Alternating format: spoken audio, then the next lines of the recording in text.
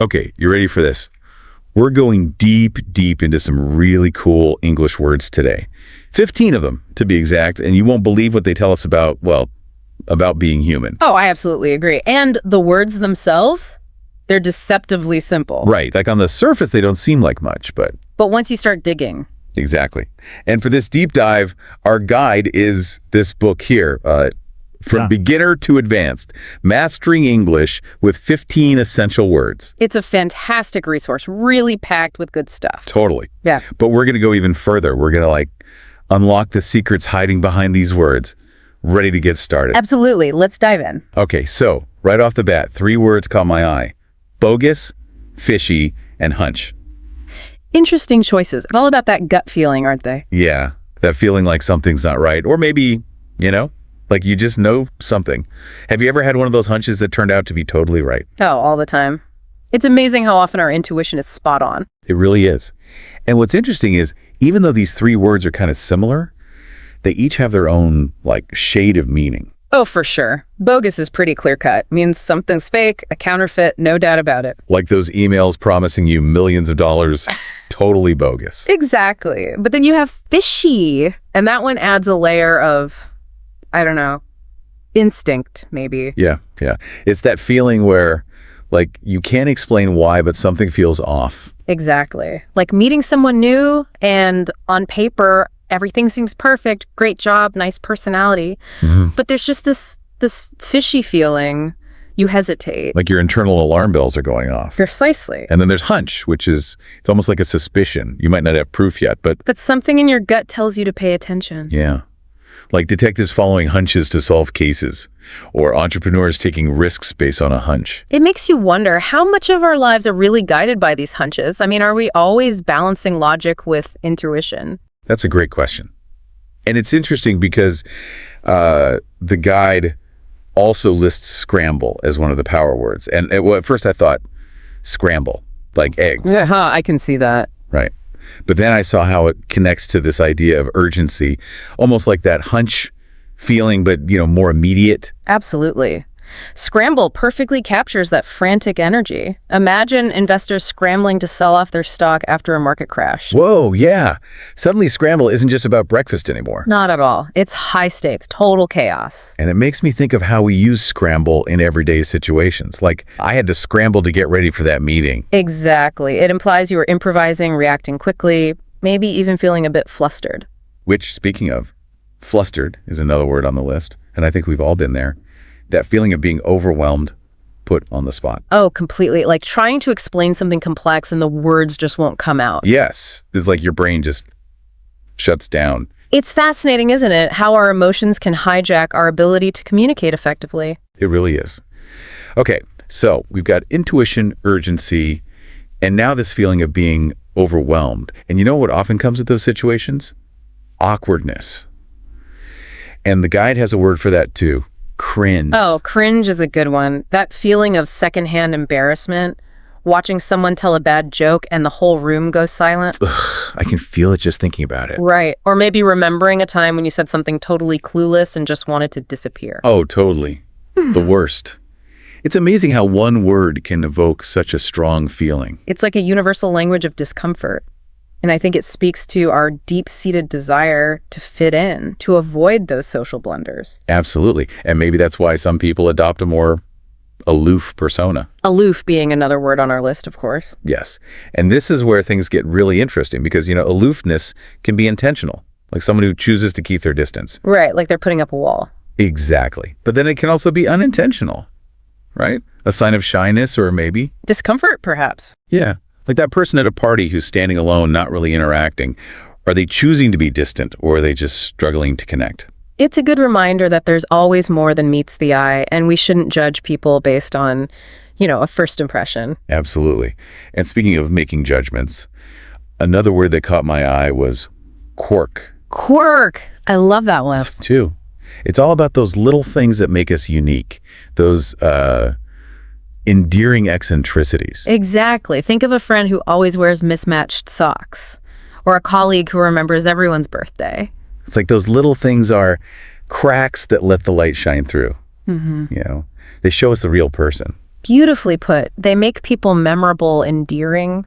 But sometimes those cracks can lead to, well, blunders. Ah, yes, blunders. Those moments we wish we could take back. Mistakes, basically. Exactly. A careless mistake, often with consequences, could be a misstep at work, a social faux pas, a decision that backfires terribly. We've all been there. We have. But sometimes our biggest blunders become our greatest teachers. That's so true. So just to recap, we've talked about intuition, urgency, feeling flustered, awkwardness, individuality, and even making mistakes. And I'm already seeing how these words are all connected. Like they're painting a picture of, what it means to be human. Exactly. And we've only just scratched the surface. There's so much more to explore. These words can help us navigate the online world, manage our emotions, even nudge ourselves towards positive change. This is getting really good. Stay tuned, because in part 2, we'll dive into the practical applications of these 15 power words and how they can help you level up your communication skills. Welcome back. It's amazing, isn't it? Just a few words, but we've already uncovered so much. It's true. And what's exciting is that these words, these ideas, they're not just theoretical. Right. They have real practical applications. Like we were talking about bogus and fishy before the break. Words for sniffing out deception. Exactly. And that feels super relevant right now, especially online with so much information flying around. Oh, absolutely. Think about social media. Anyone can post anything. Right. And it's hard to tell what's true and what's not. Exactly. So being able to spot those bogus claims, those fishy offers, it's crucial. It's like a survival skill for the digital age. It's true. You really have to question everything. Like, is this source reliable? Yeah. Does this information make sense? You have to be like a detective, constantly on the lookout for clues. With your bogus and fishy radar on high alert. Okay, let's switch gears a bit. We talked about scramble earlier and how it describes that feeling of frantic energy. That rush to get things done. Right. But how can we use this word, this idea, not just to describe a situation, but to actually help us in those moments? Well, I think understanding scramble can help us be more adaptable, more flexible. Okay, I like that. Because life is full of unexpected challenges, right? It is, whether it's a work deadline, a family emergency, even just spilling your coffee on the way out the door. It's all about how you react in those moments. Exactly. Instead of getting flustered, freezing up, we can learn to scramble effectively. Think on our feet, find solutions. So it's like turning lemons into lemonade. Yes, but maybe with a bit more adrenaline involved. Exactly. Okay, let's go back to hunch for a minute. We talked about how it relates to intuition, but how do we actually get better at trusting our gut? It's a great question. I think it starts with paying attention to those subtle cues, those feelings we often ignore. Like a little voice whispering in your ear. Maybe. Or a sudden burst of inspiration. Or just a sense that something feels right or wrong. And then actually acting on those feelings. Exactly. Even if you don't have all the logical reasons figured out yet, sometimes overthinking can actually hold us back. Oh, I know that's true for me. But then how do you know when to trust a hunch and when to maybe hold back? It's a good point. I think experience plays a big role. The more you practice tuning into your intuition, the better you become at recognizing which hunches are worth following. And sometimes it's about taking a risk. Right, it is. You might not always be right, but even a wrong hunch can teach you something valuable. Okay, let's move on to cringe. That word that captures those awkward, embarrassing moments. Is there a way to use this word, I don't know, in a more positive way? Interesting question. I think cringe can be a powerful tool for self-awareness. When we can recognize those cringy moments in ourselves, it allows us to learn and grow from them. Okay, yeah, I see that. We all make mistakes, right? Social blunders happen. They do. It's part of being human. So instead of dwelling on the awkwardness, ask yourself, what can I learn from this? How can I handle this better next time? So it's like turning those cringes into opportunities for improvement. Exactly. And don't forget the importance of humor. Being able to laugh at yourself is a valuable skill. It really is. And sometimes those awkward moments make for pretty funny stories later on. Absolutely. They become part of your personal narrative. Okay, let's go back to aloof for a second. We talked about how it can describe someone who's emotionally distant. But how can we communicate more effectively with people like that? Well, first, it's important to remember that aloof doesn't automatically mean unfriendly. Right. It could just be their personality. Exactly. Maybe they're introverted or take longer to warm up to people. So patience is key. Definitely. Give them space and try to understand their communication style. Maybe adjust your own approach a bit. Like instead of bombarding them with questions. Right. Find common ground. Offer a genuine compliment. Subtle things like that. It's almost like learning a new language, right? It is. You have to understand the nuances of the other person's way of communicating. Yeah, that makes me think. Maybe we're all a little aloof sometimes, without even realizing it. It's a good point. It's always worth reflecting on our own communication style and how it might be perceived. Okay, let's talk about flustered again. That feeling of being overwhelmed, tongue-tied. How can we manage that, especially in those high-pressure situations? I think awareness is the first step. Recognize those physical sensations that come with being flustered. Your heart racing, maybe sweaty palms. Yeah, it's like your whole body goes into overdrive. Exactly. And once you're aware of those signals, you can start to develop coping mechanisms. Deep breaths can help. Yeah, to calm down that racing heart. And remind yourself that it's okay to pause, to collect your thoughts before speaking. Sometimes just acknowledging it helps. Like, wow, I'm feeling flustered right now. Give me a second. Exactly. Be kind to yourself in those moments. It happens to everyone. It's like giving yourself permission to be human, which brings us back to quirk, that word that celebrates our imperfections. Love that word. Me too. Yeah. We talked about how quirks make us unique, but how do we embrace those quirks in a world that often pressures us to conform? It starts with recognizing that our quirks are often strengths in disguise.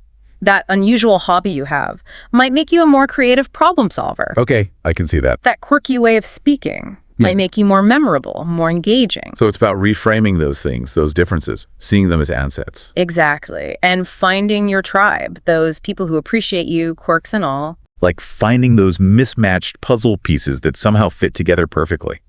Now let's talk about a word that can help us manage our time and energy. Trivial. Trivial, huh? Yes. We talked about how it relates to things that seem important in the moment, but in the grand scheme of things. They don't really matter. Right.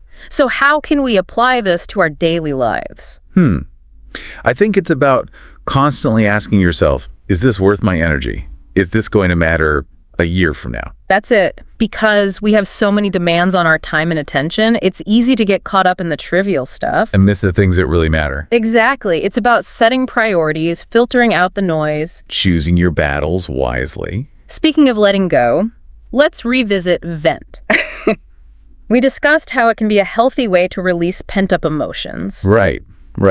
But how do we make sure we're venting constructively, not just complaining all the time? I think it's about finding a safe space to vent. A trusted friend, a therapist. Or even just journaling, right? Exactly. The key is to find an outlet that allows you to process those emotions without judgment.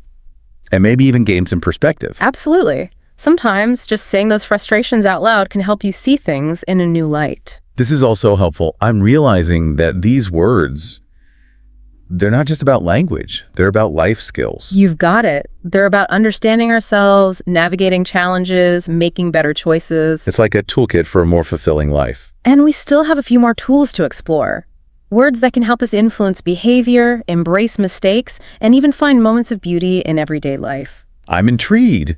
Don't miss part 3 of our deep dive, where we'll wrap things up and leave you with some final thoughts to ponder. And we're back. Part 3 of our deep dive. Wow, I can't believe we've covered so much ground already. 15 words. Seems like a lot, but it's flown by, hasn't it? It has. It's just so fascinating, isn't it? How these, seemingly simple words can open up these whole worlds of meaning. Right. Like, we could talk about this forever. But we do have a few more words left on our list. And in part 2, we left off talking about vent. That idea of releasing pent-up emotions in a healthy way. Oh, yeah, that was a good one.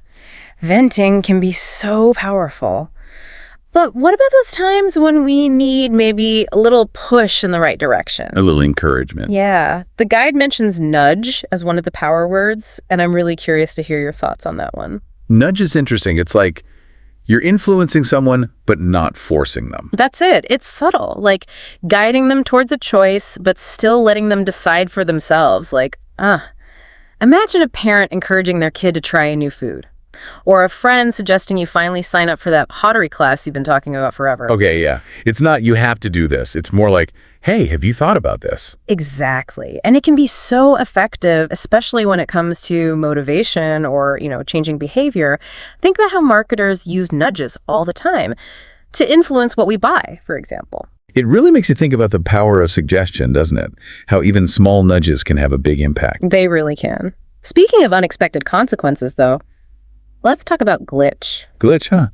I usually think of technology when I hear that word. But yeah, we all have those moments where our devices fail us, right? Right. But what can we learn from those glitches? Well, I think glitches remind us that even the most, sophisticated systems aren't perfect. Things break down, they malfunction, there are hiccups, and it's often in those moments of breakdown that we learn the most. I love that. It's so true. Glitches force us to adapt, to solve problems, to think creatively. And sometimes they just remind us to back up our data. Always good advice. Okay, let's shift gears a bit. We haven't talked much about words that evoke a certain feeling or aesthetic, and there's one on the list that does just that, posh. Posh, I think of like fancy hotels, luxury cars, that kind of thing. It definitely has that connotation, right? But posh can also describe a person's demeanor, their style, their taste.